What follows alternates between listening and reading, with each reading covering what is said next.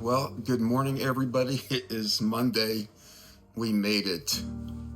Uh, oh, I am having such a hard time getting started, man. I did something to my back that I've never felt before. I don't know what is going on, but my back is not cooperating in a very, not a good way, okay?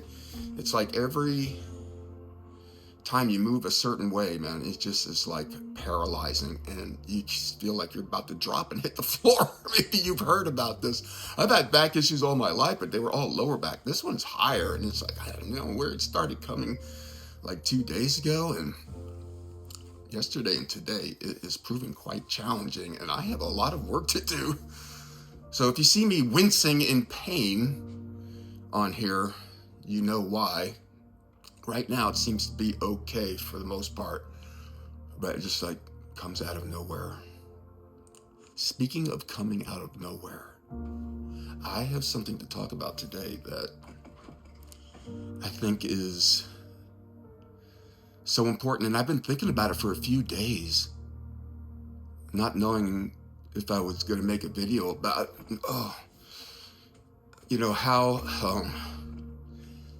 how I would present this, if I was going to present it, and gosh, I just hope that I don't cry and carry on. I mean, there are just some things in your life that happen that are so special, that are so healing, that are so, that it kind of demands attention, it demands its own story. And I want to do that today for somebody. Her name is Mary Beth. And I dated her when I was in my early 20s, like 20, 21, if I remember correctly. And it was interesting, because I grew up in a household that was broken. And, divorce, and a nasty divorce too, the kind where your parents are fighting in front of your school and it's no secret. Do you know what I mean? And everybody knows that it's not good, and it's not, And, but her family, she lived in this big house in Clifton, New Jersey. That's where I was living at this time. And this house was like, you can't believe this house. This house had like a basement. It had the first floor, and then there was a second floor, and then there was a third, and I think even a fourth. It was just a big old house. And it was just beautiful. But it was beautiful because her dad was a woodworker. He had his own business in town, and he was a master craftsman. He was also very quiet. This guy was very intimidating because he just would sit there and he just watch. He wasn't much of a conversationalist.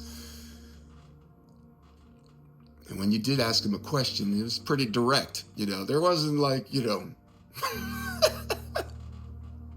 wasn't really like a give and take, But I loved him. There was just something about him that I want to please him.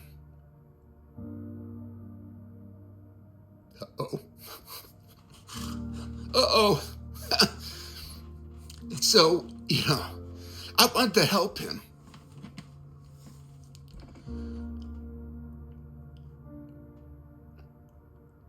With anything.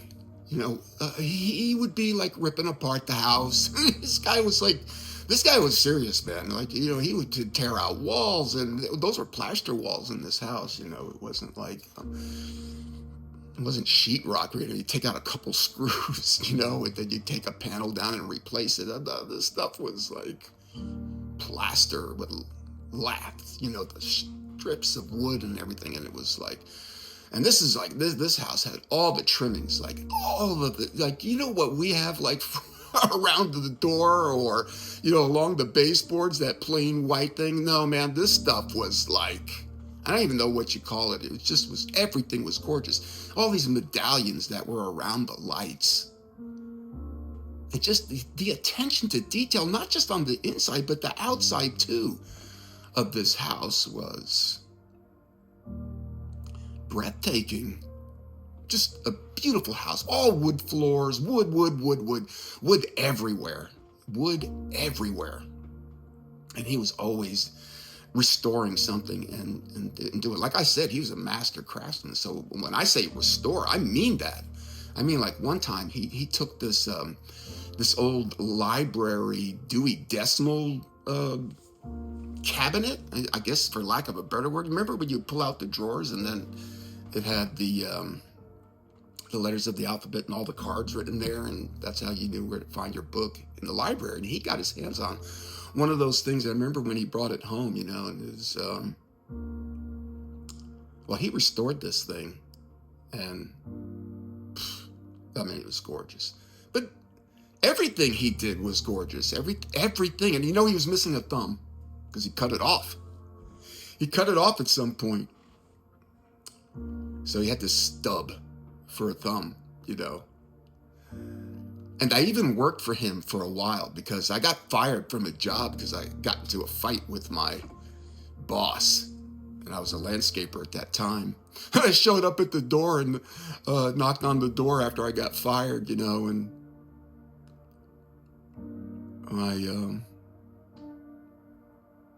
Mary Beth's mom answered the door. Whew.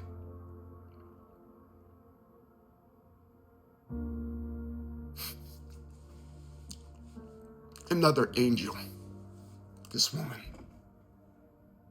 But she answered the door. She looked at me and she's like, "What did you do?" And I said, "I got fired from my job. And I had some wounds that I needed taken care of." And she brought me inside and dressed up some of those wounds and called her husband, the master craftsman, and said, "Anthony's here and needs a job." So I started working there for a little while, and I got to see like what was happening on a scale I'd never seen before. This guy had a workshop like you don't, no, you don't understand. You don't understand. Like this guy occupied like this big warehouse space, and there's equipment in there, like it's the real stuff. And these guys were serious, and this bunch of old guys, like older than me. And they were pumping out work like you can't believe. Big giant panels that would go on people's walls that were made of wood. And I remember I was staining them, and I just couldn't believe I was part of this amazing project that was happening, So yeah, this family, he had his own business, and the mom stayed home, and there was an aunt in there too. She was this elderly woman who was pretty cantankerous and very straightforward also. They were all pretty straightforward, but different personalities, And this woman was just like, there's a cartoon out. I can't remember the name of it, but every time I see that cartoon of this old lady, I think of her, man. She just is a trip. I loved her. And I never knew if she really liked me or not, because I always felt like she just tolerated me. I always felt like, I kind of felt like I didn't have enough class to be in that house. I felt like I was the kid that came from across the tracks, and that these people were gold. So I dated her for a lot of years. Mary Beth was my first love. Yeah. She was this fiery redhead. She still is. She's probably watching this video right now. We've been talking a little bit,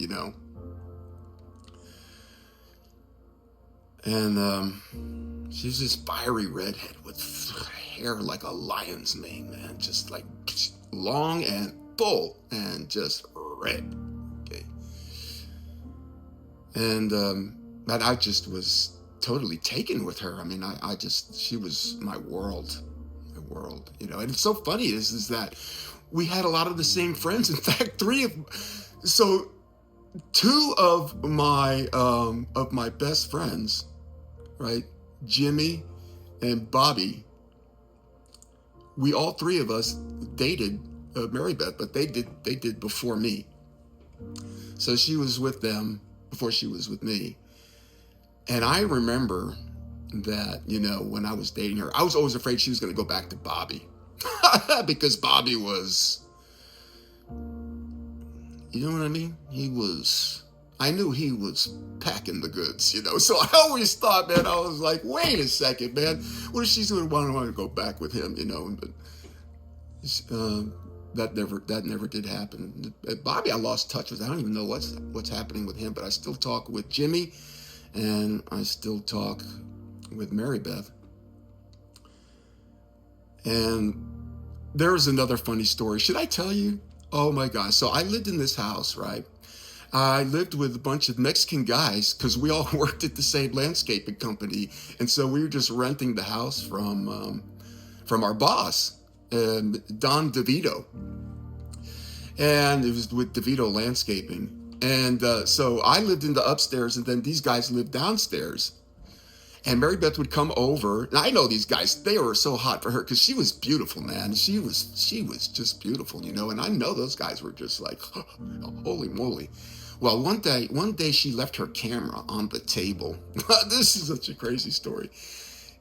She left her camera on the table, and these guys went and took that camera, dropped their trousers, and started taking pictures of their southern regions. Let's just try to keep this clean.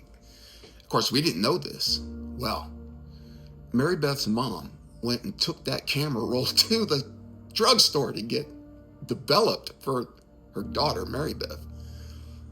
And I got a phone call, and it was from Mary Beth's mom, and she said, "You need to get down here now." I knew I was in trouble. I knew I was in trouble, but I didn't know what for. I couldn't imagine what I did. And when I got there, yeah, she had the pictures there on the table. She thought it was me in those pictures, and I was like, "Mrs. G, that's not me," because that's not me. But I knew who it was. It was Joaquin. I know because he had that snakeskin belt. So yeah, those guys were yucking it up when I went back home and told them what happened. They thought that was funny. I guess it was kind of funny, but she was so disappointed in me because she thought it was me. And that time, it wasn't me. I didn't do what disappointed her. And that was bad enough, the disappointment that she had. I felt it. But there came a time later where I did do something that disappointed her. And for that one, I was guilty. And it's something that I never forgot and thought about for decades. And so what we're talking about today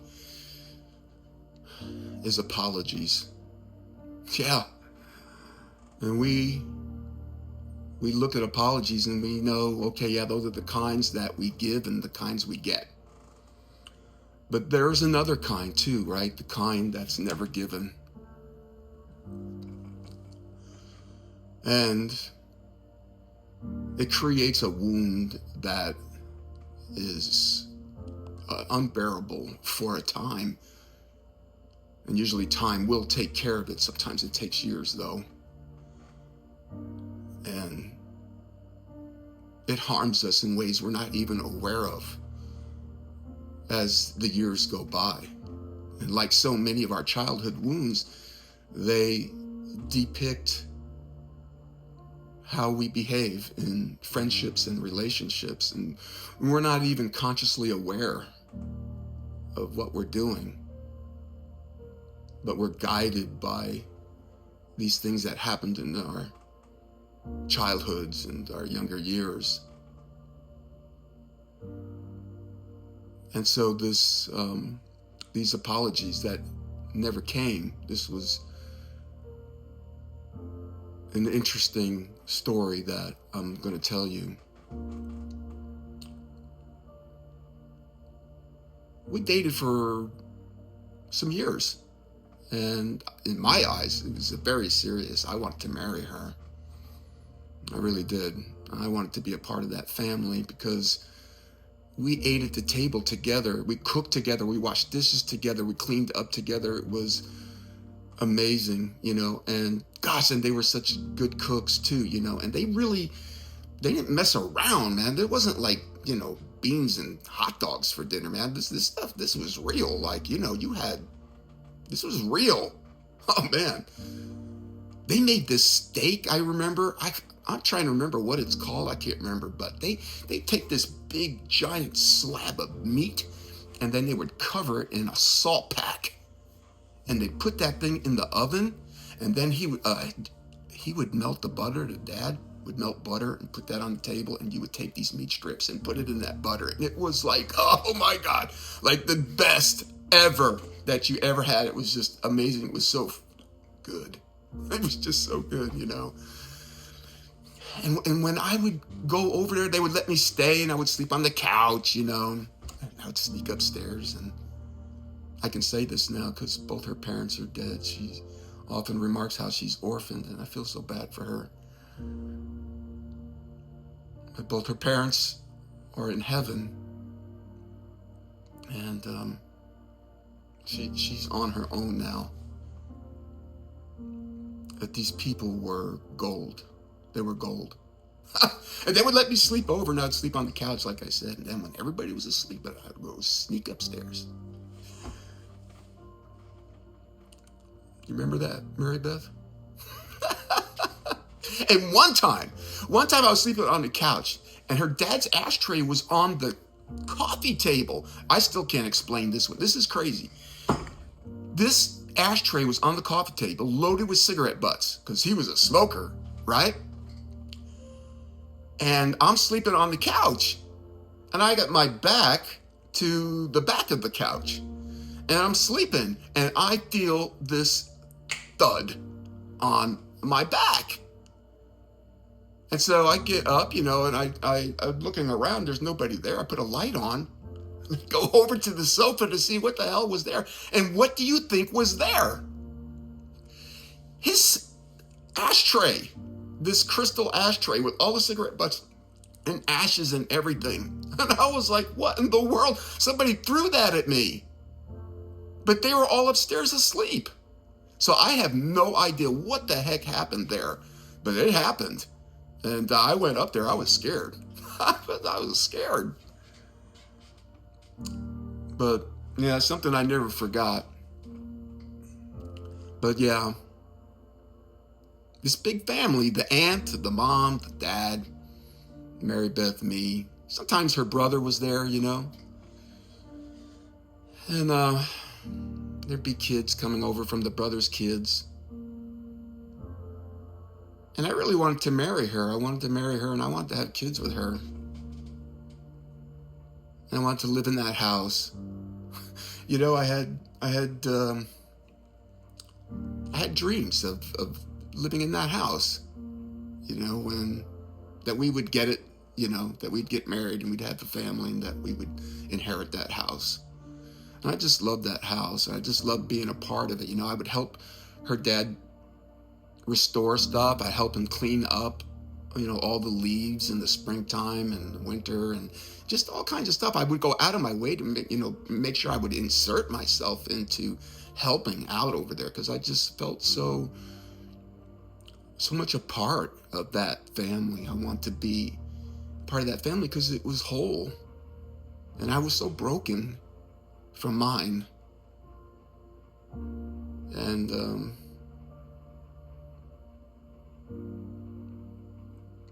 I really did think it was going to last forever, And then we just, I don't know what happened. We started having our problems, and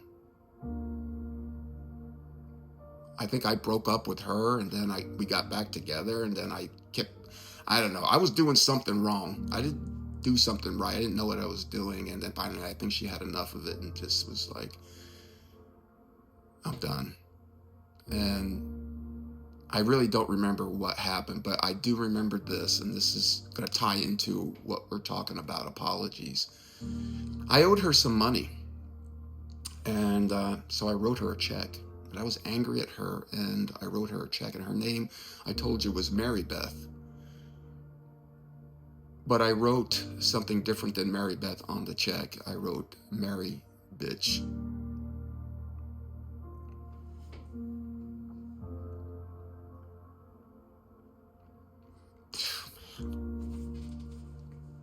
And I gave it to her. You know, she never said anything to me about it.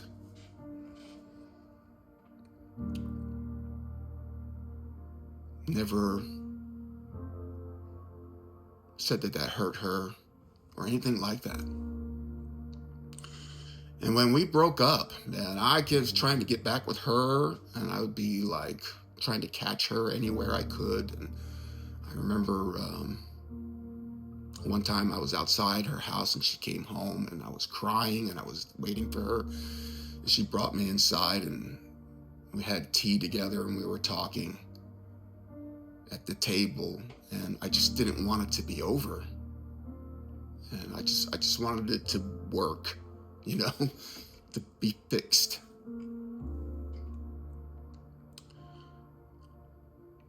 And but she wanted to go her own way, and that's what happened. And you guys, I never felt pain like that in my life until last year. And it just is amazing. So the first love of my life and the last love of my life, the worst pain ever that could be felt.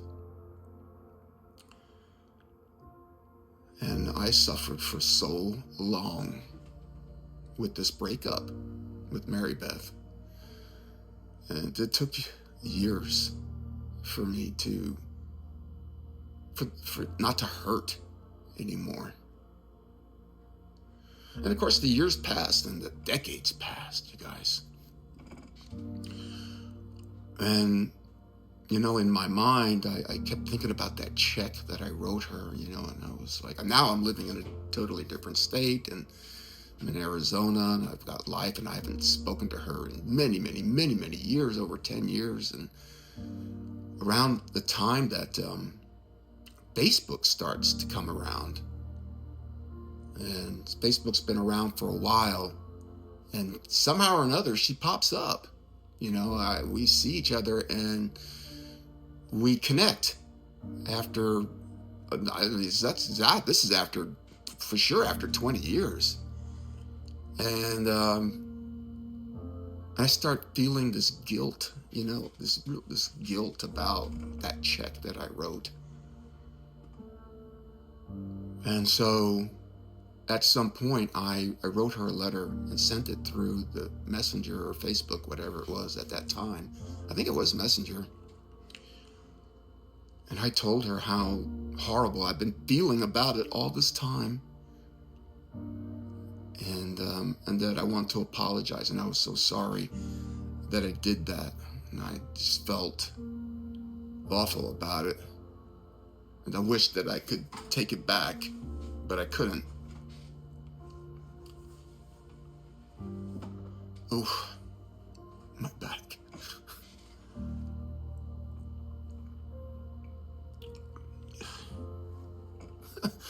You know, she wrote back.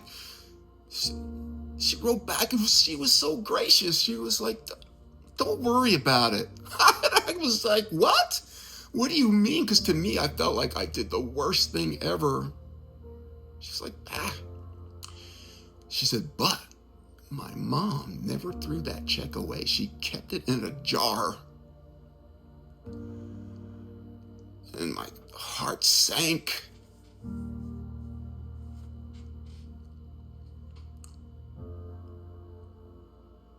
I knew I disappointed her. You know, shortly after the breakup, I remember I was in the bathroom of the house I was at, and I was crying, of course. She calls me on the phone. And it was because of that check. And she told me how disappointed she was in me. That, she expected more. And that I need to pick myself up and act like a man. And get right. And to be a better person.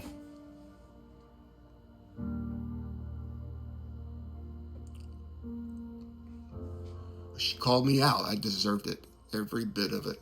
She was right to do what she did. She did it because she loved me. And I loved her.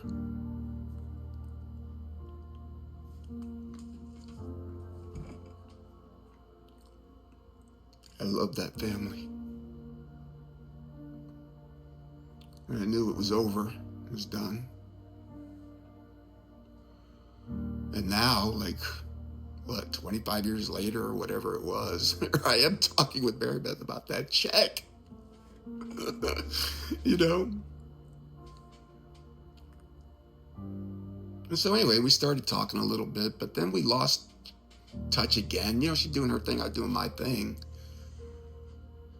And then last year, as you guys know, when I started was airing my videos for all the healing and the fits and bouts of my healing drama that I posted for everyone to see. She was watching those videos, and she's been watching all along. She still watches, comments on them. You'll see her comments in there. And, we've been talking. And something happened the other day that I never saw coming. We were discussing something in Messenger, and she apologized to me. God, man.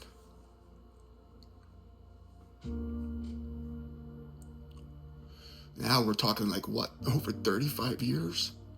Something like that.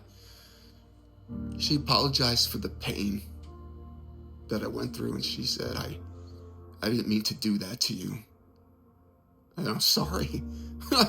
I'm sorry.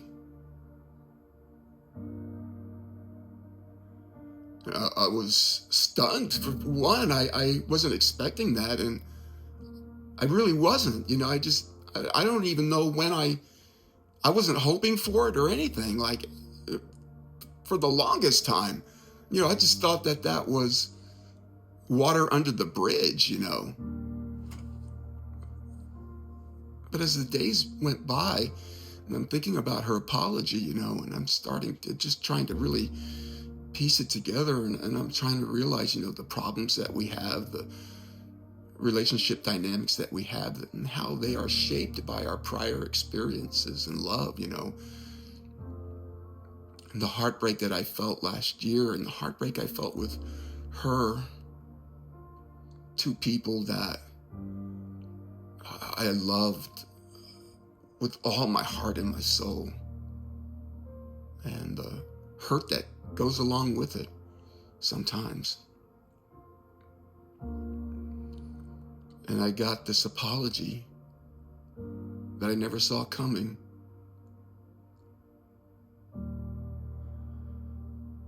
And I had something this morning, the full weight of it hit me after 4 days of just kind of thinking about it. And I just remember I was taking a shower and putting on deodorant and all that stuff, and I'm just thinking to myself, I want to honor that apology with the video. Because, I just said to her in the reply, I was like, well, we were young, right? So it's no big deal, but it was a big deal. It's a very big deal. And it was,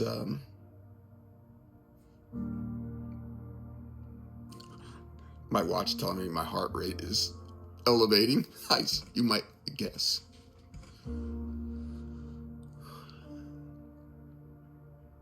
Closure that we never had, I guess. And even though it took all these decades, it came. And it feels good. And I'm so glad that, that relationship,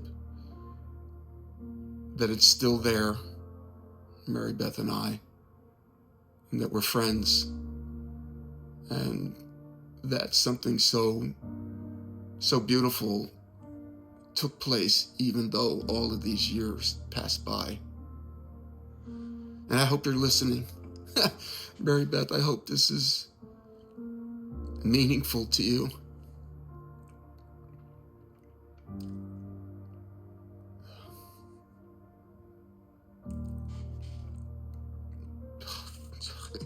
I felt like it deserved the right honors more than what I said in the text, which was, we were just young. Because your apology means the world to me in ways I can't articulate right now. I just can't. But trust me, it means the world to me. And again, I apologize for that check. And I'm so sorry that I didn't. I'm sorry I apologize for my youthfulness. And I just didn't know what I was doing. And I panicked when it became real that I was going to lose you forever. And I didn't want to. But it's because I loved you so much. I did. I really wanted to marry you and have kids with you. I really did.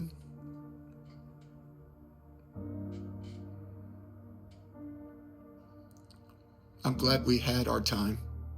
I really am. I'm glad that all happened. It was a lot of fun. And now after all these years, we've still learned some really good lessons. And I appreciate that. And I just wanted you to know and to be honored, you and your family, because all of you meant the world to me and still do. And I thank you. And I hope that your day is brightened somehow by all of this.